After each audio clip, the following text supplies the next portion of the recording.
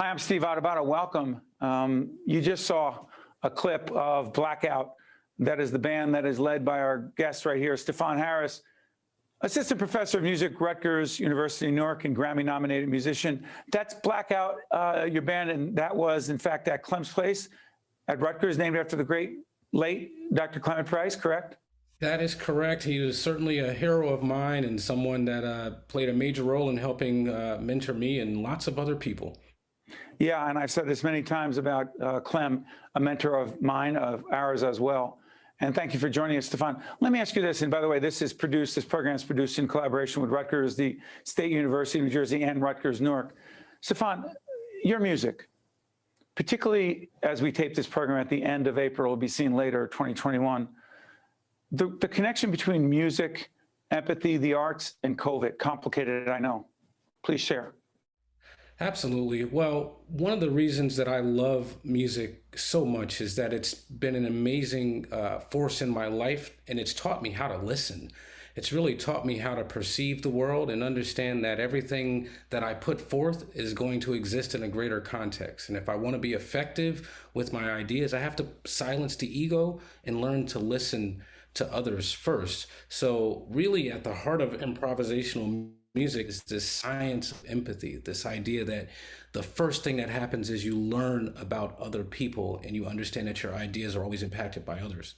Let me try this. Devil's advocate. Things go wrong. Things go wrong in production on our end. Happens all the time. It's one of the reasons we're running a little late on your end is we're working with technical issues, production issues. You do the same thing. Things go wrong. But you have... That's right. And let me ask you, but in your music, and by the way, do you believe music is different than other arenas? You see that as nothing more than an opportunity. That's right. I actually don't think that music is very different than other arenas. Music is simply a sonic manifestation of certain leadership principles. So the way that we operate is we're always looking to create something that's bigger than any one of us could have created on our own. So the element of surprise, the importance of vulnerability, and being willing to let go of certainty is absolutely essential if you ever want to create something that is going to ultimately be innovative. So I need to ask you this part. When and how did you become so, and excuse this expression, it sounds terrible saying it, when did you become so chill? Oh man, I have to ask. It's the I want to know the music. secret. It's the music, Steve. I get the opportunity. So wait a minute, Stefon, you're saying because I can't play music, because I don't know how to play an instrument, I'm in trouble? No, not at all. What I'm saying is, what I'm saying is the work that we're doing at Rutgers University-Newark is creating the opportunity for lots of people who've never played instruments to have access to the amazing creative force of music. My classes are populated with students who are business majors, who are in the law school, who are science majors. They're not necessarily majoring in music. And I think the overall value proposition of art in our society is to awaken one's ability to understand the challenges that they face. I mean, we cannot solve the challenges that we face if we can't first understand the individual parts. Stefon, how has COVID changed, impacted what you do, how you do it? Well, I would say in terms of the music industry, COVID just expedited the inevitable. I mean, when you think about young artists and you think about the larger industry that for many decades has controlled a lot of the rights of artists, COVID has allowed us and forced us to really take a closer look at this digital platform and realize that we actually have the opportunity to reach a much wider audience. We have the opportunity to create lots of original content that we can own and then proliferate. So I'm an optimist. I've in a lot of ways, I think it's brought us much closer together. In my previous role, I ran a jazz program. I was a dean. Over at NYU, right? At Manhattan School of Music. I was an associate dean and director of that program. Okay. And when COVID hit, it was fascinating. The first thing I implemented were weekly meetings on Zoom. Most of my faculty were adjuncts, so it was very difficult to get us all together. But as a result of the need and having access to Zoom, we actually became much more of a cohesive team because we communicated much more. So there are many things that occurred that we needed to adjust to with regard to COVID. But being an improviser, we don't look at it as wrong. We look at it as an opportunity. So here is this quarantine that occurred. We accepted it. We didn't try to recreate the live experience on Zoom. We created a totally new experience that leveraged the assets of Zoom to the benefit of our students. And now as we move forward, we're better off for it. And we're going to take what we learned and move forward into the future with it. Stefon, you've been in New York, good part of your professional career. You come to Brick City, my hometown, born and raised, so many others, some real great musicians, jazz musicians like Sarah Vaughan, like Woody Shaw, right? Some extraordinary artists. What is it about Newark and jazz? Oh and my art? goodness. I mean, I am so lucky to be in the city of Newark.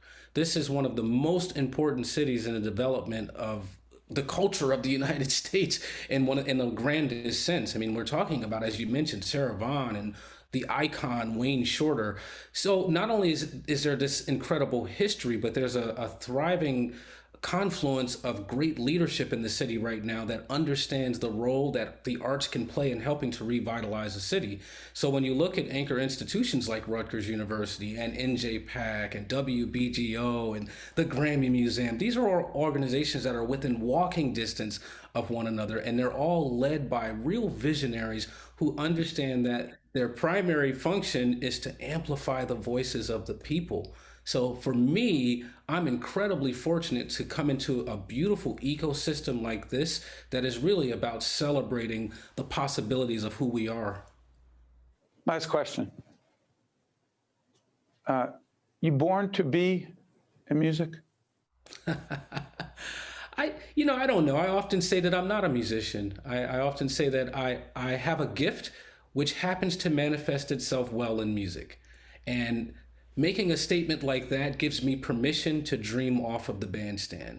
It's one expression. I think ultimately what I'm trying to do with my limited time on this planet is I'm trying to proliferate empathy. And I proliferate empathy through the arts, but I do it when I'm in the classroom, I do it when I'm on stage, when I'm doing corporate leadership training, seminars. It's all about helping people understand the incredible value of empathy. As a student of leadership, listening to you is very helpful, and I'm sure you helped a lot of other people. Stefon, I want to thank you for joining us, and we wish you and the family over at Rutgers, Newark, all the best. Thank you. Thank you so much, my friend. Be well. You guys stay there. I'm Steve Adubato. We'll be right back. Think Tank with Steve Adubato has been a production of the Caucus Educational Corporation. Funding has been provided by NJM Insurance Group, PSC&G, New Jersey Sharing Network, the New Jersey Economic Development Authority, Bank of America, the New Jersey Board of Public Utilities Clean Energy Program, Summit Health, the New Jersey Education Association, and by the Healthcare Foundation of New Jersey. Promotional support provided by the New Jersey Business and Industry Association and by NJ Biz. Hi, I'm Joe Roth. In New Jersey, there are nearly 4,000 residents in need of a life-saving organ transplant, and one person dies every 3 days waiting for this gift of life. One organ and tissue donor can save 8 lives and enhance the lives of over 75 people. You have the power to make a difference and give hope. For information or to become an organ and tissue donor, visit www.njsharingnetwork.org and be sure to talk with your family and friends about this life-saving decision.